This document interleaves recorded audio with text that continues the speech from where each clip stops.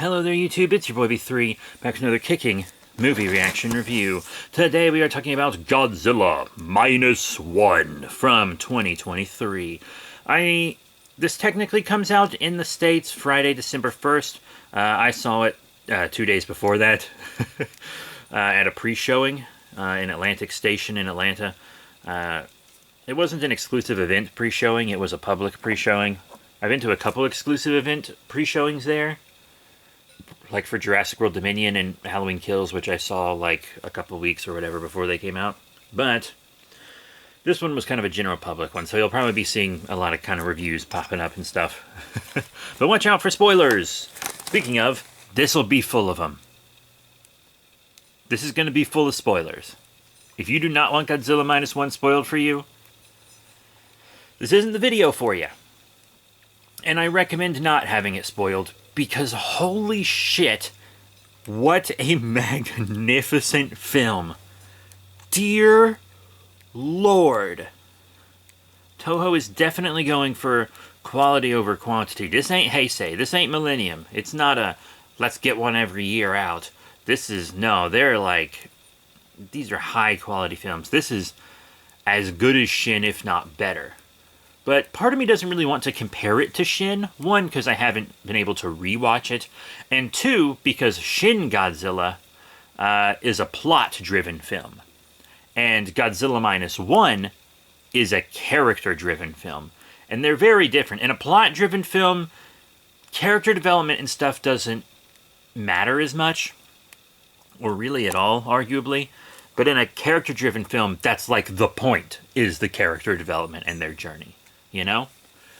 So, that's what this is. There's a lot of human in it. Not as much Godzilla as many of you are probably hoping. But I think there's plenty of Godzilla, personally. And it's a magnificent film. Now, it was directed by Takashi Yamazaki. And you might know Takashi Yamazaki from Always Sunset on 3rd Street, a film from 2005 that Godzilla had a cameo in. And now he's directing a Godzilla movie. Pretty interesting. But also, there's a shot of Godzilla in this film that is the exact same shot of Godzilla in Always Sunset on 3rd Street. And when I saw that, I immediately recognized it. I was like, oh! Look at that! Anyway, Godzilla -1 is kind of long. It was a little over 2 hours. And it felt like it was exactly as long as it is, which is fine. I'm just saying, like, I worked all day, and then I went to the theater for hours, and I didn't get home till like 1 a.m. And I was so tired. That doesn't really have anything to do with it. But I mean, this film is getting some pretty rave reviews. Nominated for like Best Film of the Year in Japan. It's made more money than Shin. It had a better opening weekend than Shin. 100% on Rotten Tomatoes. 8.3 out of 10 on IMDb. And the reason it's called -1 is because Japan is already at 0. Because this happens like right after World War II. They're already at 0. They're devastated. And then Godzilla shows up. Takes them down to -1. But wow. Amazing film. It's about this kamikaze pilot who doesn't do what he's ordered to do, and he pretends his plane is faulty so that he can go get it repaired and not have to be a kamikaze pilot. And being a kamikaze pilot is unethical, no matter what side you're on, to be completely honest. And this film does make that point that Japan's war was unethical, that Japan was not the good guy. This film knows that.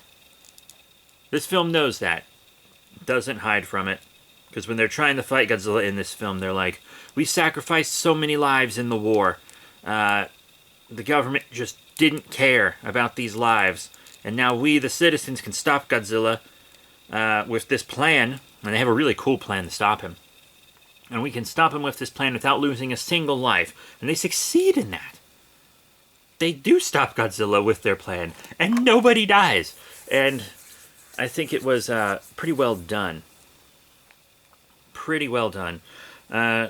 And it's also a really big look at survivor's guilt and why surviving isn't something you should be guilty of. You know? It really is a big look at survivor's guilt, I think, is the main theme of the film, but also, a lot of the same standard themes that Godzilla is about, man's folly and whatnot. Now let's talk about this Godzilla. Big spoiler, 2 forms. This Godzilla has 2 forms. And that was spoiled for me, kind of. But not...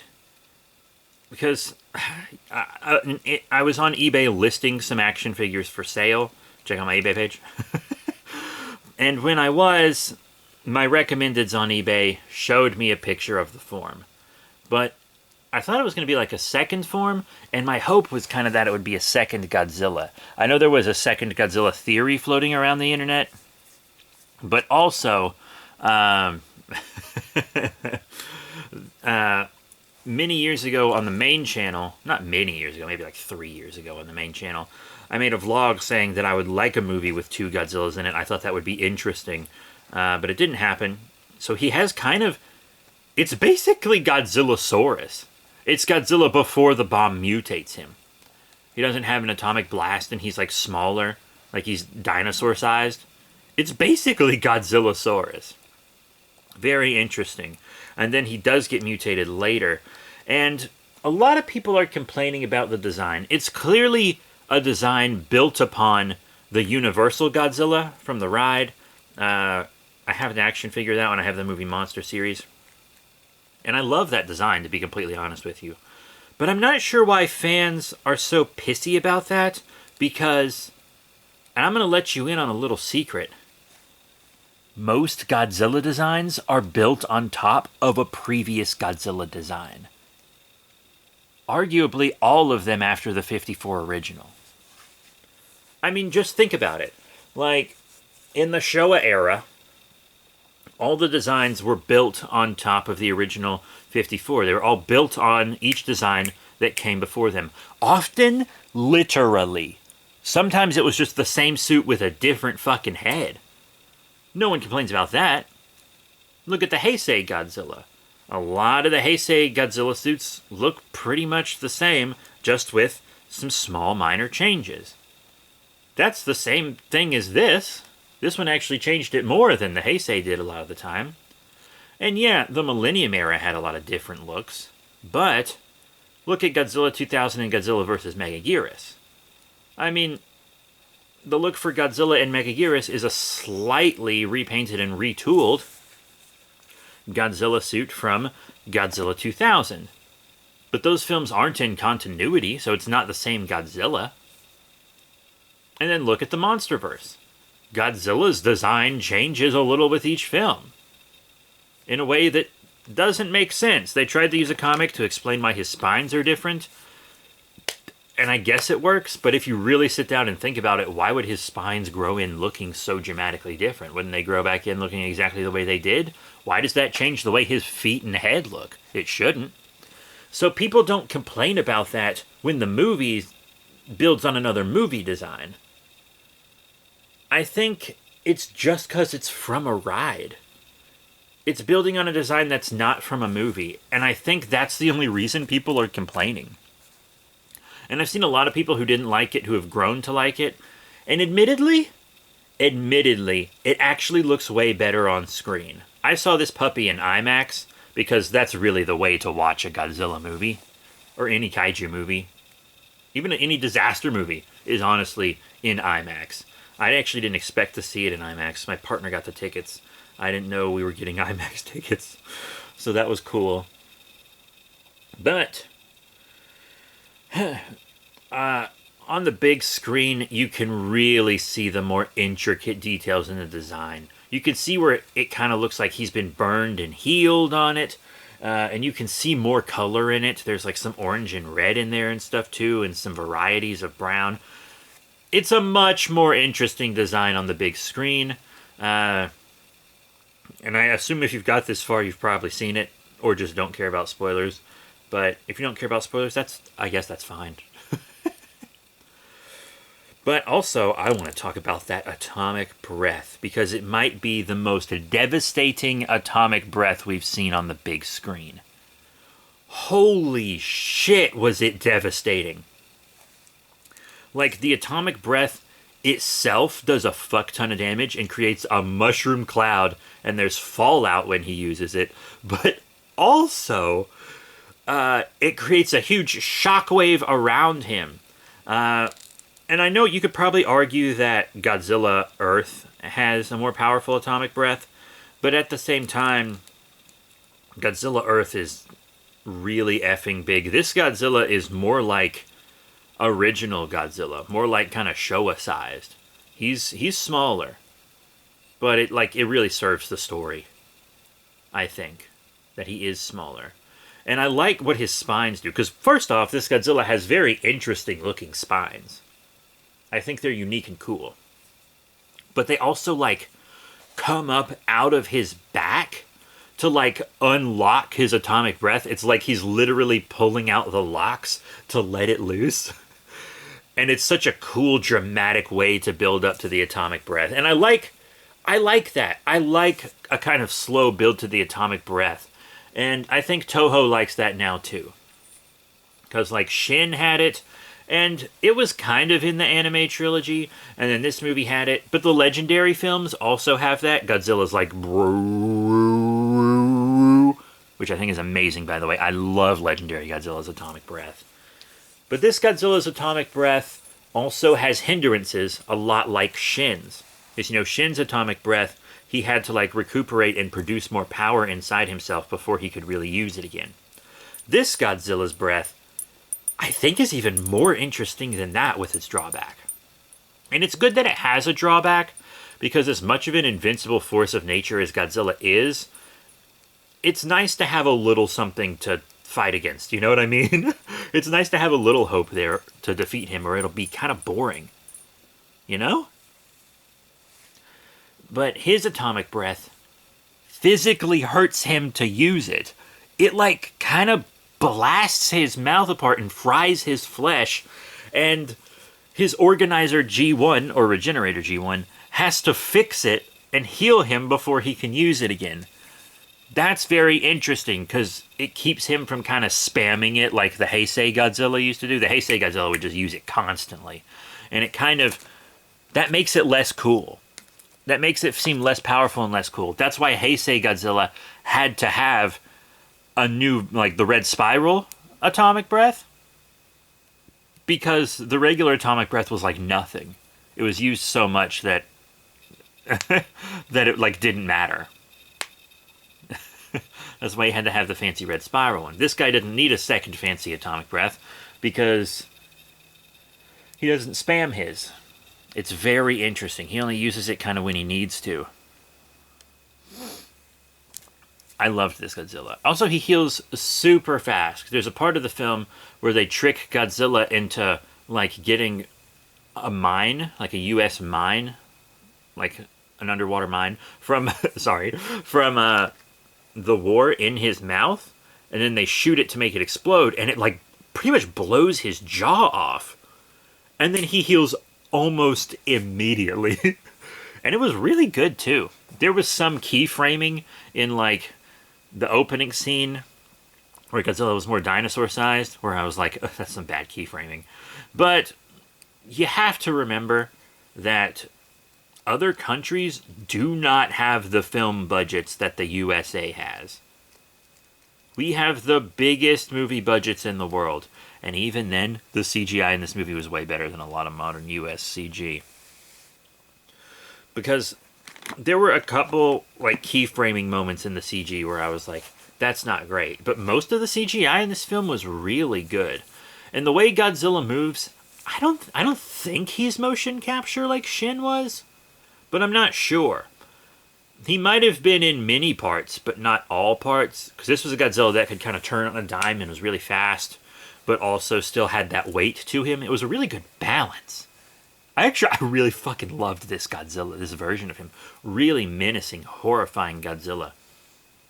And you can really see the pain and anger in his eyes and stuff. Pretty damn good CG. Pretty damn good characters. God, I fucking love this movie. I cried. I was bawling like a goddamn baby at the end of this movie. And that's true. That's true. I went with a small group, and everyone was crying except my partner, the heartless bastard. All of us were crying at the end. Magnificent fucking film. And now I want to talk about how they beat Godzilla. And it is very interesting. It's a very clever way to beat him. So their plan is to use gas to make him sink to the bottom of a trench rapidly, hoping the pressure will crush him. But if it doesn't, they have a plan B to make him rise to the surface super quick and basically give him the brains and make his fucking brain pop. Of course, we all know that that doesn't work. It almost works. It really does almost work. Godzilla comes up out of the ocean looking like he's blind almost. Like his eyes are all milky, and like it definitely hurt him a lot. But the final blow was a well foreshadowed one. I caught on to some of the foreshadowing a little early because one, I've seen too many movies. Two, it was all the foreshadowing in this film is incredibly well done. Incredibly well done foreshadowing. And also, I read a little German. And there's a little German on a label in a part. I took German classes in college, so I could pick up a few words. Anyway, you probably wouldn't even notice the German on like your TV at home, but it's noticeable in the theater. But it's this is huge. This is like probably the biggest spoiler I can give you. It's an ejector seat, because Japan didn't have ejector seats on their planes in the war. They're expected to die ramming them into stuff. But the former kamikaze pilot, when the main plan fails, he has bombs in his plane, and he's going to fly into Godzilla's mouth and basically blow his head off to kill him. And he wants to sacrifice his life to do that because he has this survivor's guilt and stuff. But he finds all these things to live for, and then even the guy that blames him for the death of his comrades because he didn't do his quote-unquote duty in the war is like, you need to survive, man. You have a fucking daughter now. And also, it was unethical for us in the war to expect you to be a kamikaze pilot. You can't do that. Don't you dare give your life for this. But this new plane they use has an ejector seat, so he can eject. And it's really nice seeing one of the main people that originally wanted him dead giving him permission to live. Not that you need permission to live, but that's kind of the point. You don't need permission to live. But sometimes it's nice to be forgiven for things, even if maybe you don't need forgiveness for them. It's nice to know. It's hard for me to articulate what I'm trying to say here. That's my bad. I'm sorry about that. Trust me, it's thematically sound. And our lead, by the way, our lead actor, brilliant performance. Holy fucking shit. Brilliant performance. Oscar worthy. That should be the performance of the year. That's the... Oh my fucking god. He killed it. Absolutely. He fucking killed it. You have to see his performance in this film. It really is magnificent. His name is Ryunosuke Kamiki. Yeah, he plays Koichi Shikishima. Sorry. I can pronounce Koichi because I'm a filthy JoJo watcher, but Shikishima, I think, is the character's last name. But yeah, Ryunosuke Kamiki is the lead actor in this. Homie just blew it out of the water. His character also blew it out of the water literally, because he does blow Godzilla's head off. He does eject. They beat him without